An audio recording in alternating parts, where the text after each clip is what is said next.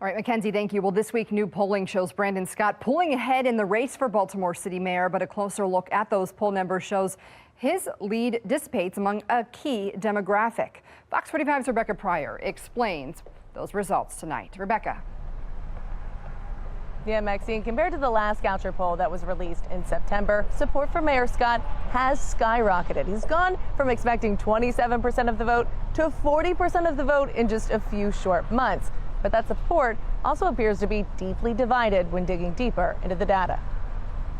About a month out from the May primary, new polling showing the race for City Hall narrowing to two top candidates with seemingly split support systems. At first glance, the latest Goucher poll showing Mayor Brandon Scott gleaning an 8-point lead over former Mayor Sheila Dixon. But a closer look revealing who's ahead fluctuates significantly depending on the voter's education level. Voters with a 4-year college degree favoring Scott over Dixon by 37%, compared to those without favoring Dixon over Scott by 9%. Demographically in the city, most people do not have those advanced degrees. According to political analyst John Deedy, views on crime could play a part in the divide, with Dixon pledging to crack down with consequences versus Scott typically pushing a more holistic approach. Basically, non-college graduates, they're gravitating towards Sheila Dixon because they feel that in many ways that demographic deals more with the crime issue every day. For people who are more educated, who live in the city,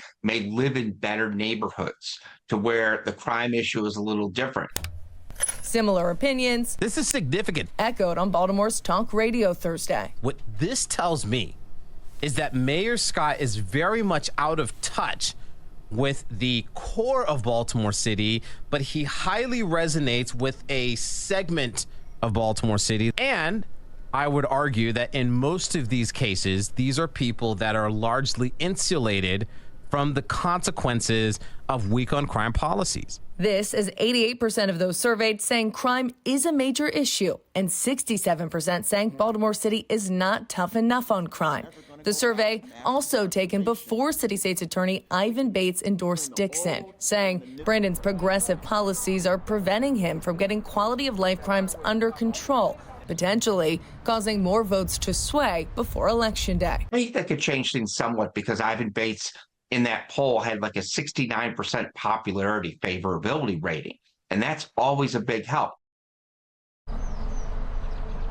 Now, Deedy adds that voters without a college degree are also statistically less likely to actually get out and vote, which would obviously have a negative impact on Dixon's numbers. Reporting live in Baltimore City, Rebecca Pryor, Fox 45 News.